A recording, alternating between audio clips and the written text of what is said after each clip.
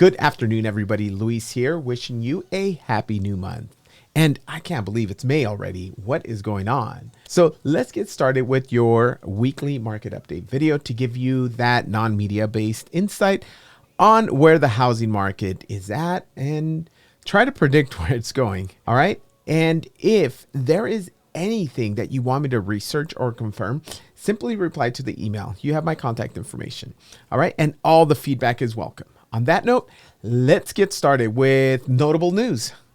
First, Republic Bank. That's the big story right now. And it just got taken over. Well, the FDIC took it over and then sold it to JPMorgan Chase. And this is a big deal. And these bank failures have a lot to do with the high interest rate environment that the Federal Reserve have us in. And the question is, how much longer is this going to go on? I mean, what is that the Federal Reserve's plan to knock all the banks and consolidate everything to Federal Reserve member banks? Comment below. I'd love to hear your thoughts on that. So on the economic calendar front, let's see, Monday, Tuesday, and Wednesday of last week was kind of slow, but jobless claims were down 230,000 from 246. So we had less people filing for unemployment. This GDP for Q1, that did go down let me see, it went down to 1.1%, meaning GDP, gross domestic product, that's the growth rate of the economy, and it did indicate a slowdown. Again, this is the advanced report, and there's going to be a finalized report, but that is the forecast, and it came in lower than expected, of course. And let's see, Friday we had the PCE data, which is it measures what the manufacturers are seeing as far as expansion and contraction.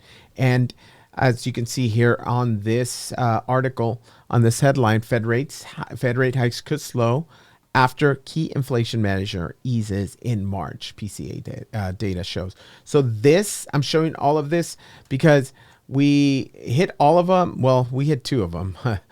The jobless claims, that one was not good, but the GDP, that figure came in lower, meaning a contraction, which is good for inflation. And then the core PCE inflation also came in low. So that's good for inflation. And for this week, we have a very busy week. Starting with today, ISM manufacturing report came back stronger than expected. This report means that, or this figure means that manufacturing is growing, which is signaling people are buying. And this is inflationary and not good for rates. And on Wednesday, we have FOMC rate decision. It is expected that another 0.25% increase will be happening. And I want to step back again and think about how these elevated rates are hurting the banking system.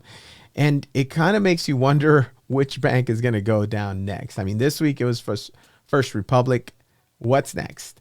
And finally, on Friday, we have non-farm payrolls for the month of April, along with the unemployment rate. This is another very, very important figure. And yeah, I mean, there's just a ton of activity right now. So what has that done to the Treasury, 10-year Treasury? Well, let's take a look. Last week, it was at 3.52%. And it did drop significantly during the week, but then it went right back up today. It's at 3.57, which is not good. I know this is green here, and you would think it's good, but we don't like that. When this goes up and it's green, we have increase in interest rates. And on that note, let's talk about rates. Today, let's see, $500,000 purchase, owner occupied, single family, 740 FICO score. So we're going to use that across the board. And VA is at 6%, which is up about 3.75% from last week. So we are seeing that impact. FHA, it's at 5.875, which is up about an eighth, just an eighth, not too bad. And then conventional, it's up about 0.5% to 6.75%.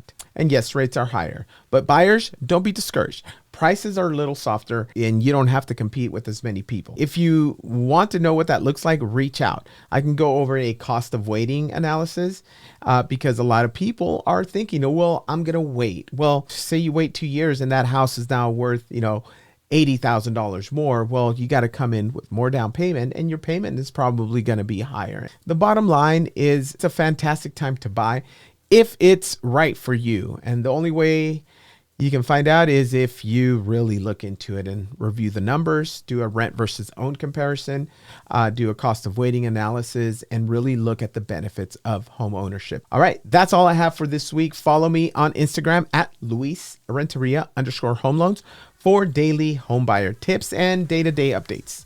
All right, again, reach out if you need anything. Bye.